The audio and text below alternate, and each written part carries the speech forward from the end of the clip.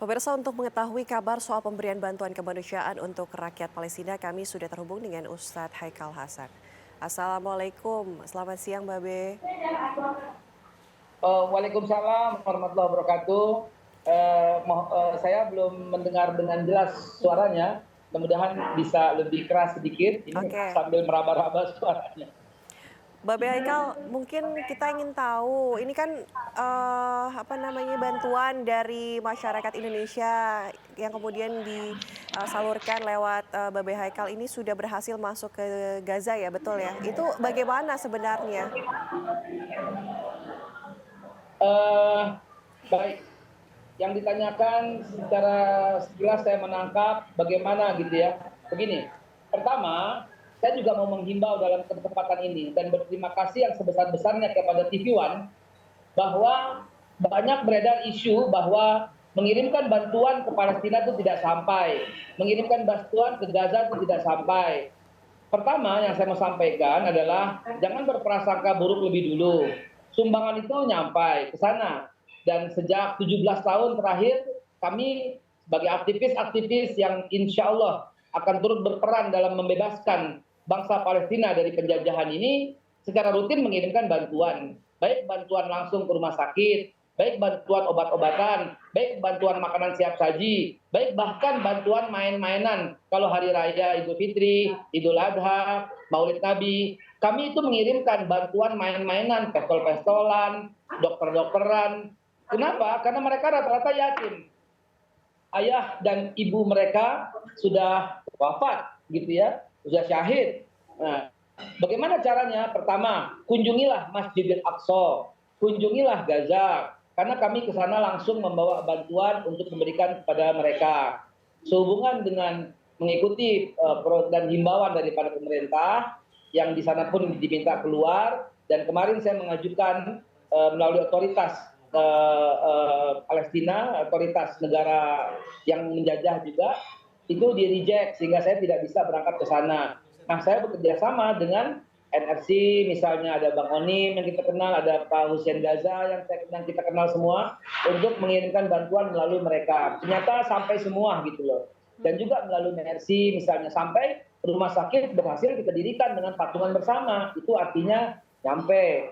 Begitu juga rumah yatim piatu yang kita bantu dirikan di Hebron, ya di Yerusalem, itu nyampe semua. Bahkan bantuan untuk anak-anak yang putus sekolah juga kami sampaikan secara langsung kepada mereka.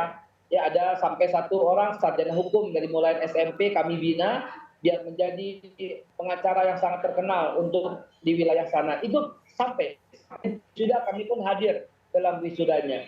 Jadi jangan berprasangka buruk, insya Allah sumbangan-sumbangan Anda semua sampai. Apalagi pemerintah kemarin mengirimkan bantuan dan Presiden Jokowi bersama Bapak Prabowo Subianto melepas dan menghiburkan bantuan itu, dan siapapun yang menyumbang insya Allah sampai ke. Oke. Siapapun yang menyumbang insya Allah sampai, alhamdulillah kalau begitu Babe Haikal. Mungkin bisa dijabarkan Babe Haikal kira-kira yang sampai di Gaza saat ini itu apa saja? Apakah memang sesuai dengan kebutuhan dari warga Palestina yang ada di sana? Sementara ini makanan yang bisa diakses. Obat-obatan nyaris lumpuh. Dan alhamdulillah kemarin pemerintah kita telah mengirimkan sejumlah yang mudah-mudahan hari ini atau besok sudah tiba melalui Mesir dan insya Allah masuk dan dapat diterima gitu ya oleh para yang sakit yang membutuhkan. Namun sejak awal peperangan sampai dengan sekarang itu yang masih available itu adalah yang bisa gitulah bahan makanan.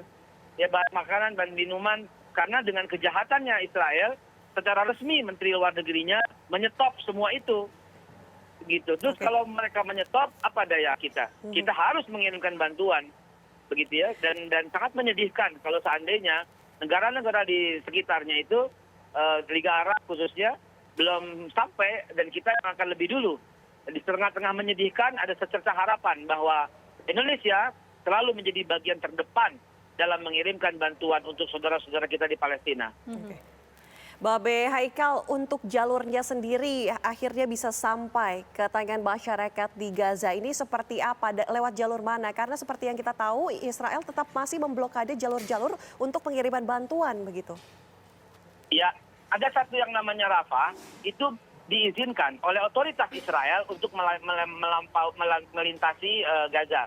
Ya, diizinkan. Dan jangan lupa, bantuan melalui cash money itu bisa juga dilakukan. Dengan satu mekanisme, kami mengirimkan bantuan juga melalui bank yang ada di Indonesia, yang kemudian kita linkkan ke sana, itu bisa juga diambil di ATM di sana. Ya, mengingat perbankan kita perbankan yang sangat dikenal baik di dunia internasional. Itu bisa diambil di ATM-ATM di sana, dan alhamdulillah itu yang kami lakukan. Kami mengirimkan bantuan cash, mereka ambil di sana, dan mereka menikmati gitu ya, dengan bisa membeli bahan makanan yang tersisa ya, membeli bahan makanan. Dan agen atau penghubung kami yang dapat melintasi, dan sekarang sudah dibuka pelintasan itu alhamdulillah. Bagaimana yang teman-teman dan sahabat-sahabat seluruh pemirsa TV One menyaksikan, itu tiba di sana dan dibelikan makanan untuk mereka semua. Oke, tapi Babe di tempat didistribusikannya makanan kepada warga Palestina di sana situasinya seperti apa, Babe? Inilah, maaf.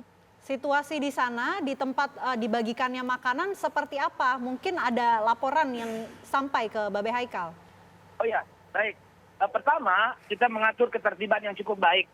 Bang Onim, Mas Hussein adalah orang-orang yang kita selalu minta tolong karena beliau berdomisili di sana, itu selalu mengantisipasi dengan baik.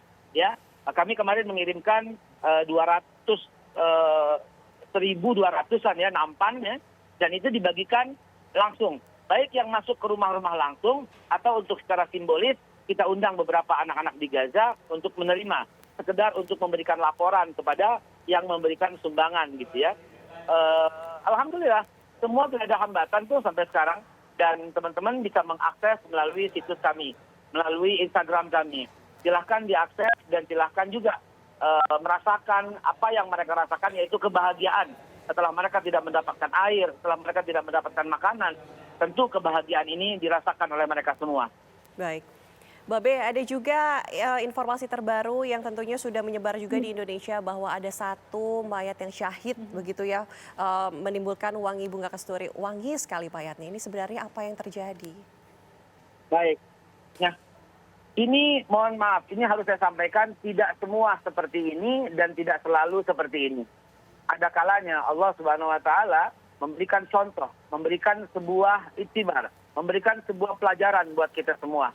Dan tentu kalau kita melihat di hadis-hadis Nabi Muhammad SAW, tentu Allah Subhanahu wa taala dalam hadis itu tidak mengizinkan hewan-hewan, debu, angin dan sebagainya untuk merusak ya jenazah atau jasad para syuhada begitu ya. Itu dengan dalil yang sangat kuat bahwa para penghafal Al-Quran, para syahid, para nabi, para rasul, itu jasadnya utuh sampai dengan hari kiamat nanti. Ya, dan tentu banyak sekali kita melihat, menyaksikan fenomena-fenomena demikian. Perihal harum itu tidak selalu berlaku demikian dan tidak senantiasa demikian, kecuali seperti yang sekarang ini kita saksikan, kita dengarkan gitu ya, kita nikmati sama-sama. Jadi demikian yang bisa saya jelaskan. Oke. Jadi sampai saat ini juga masih dibuka ya terus-menerus kalau ada yang ingin mengirimkan bantuan, dan insya Allah tadi kalau kata Babe Haikal nih pasti sampai ke lokasi. Terima kasih banyak Babe Haikal atas waktunya di Apa Kabar Indonesia Siang. Assalamualaikum warahmatullahi wabarakatuh. Terima kasih.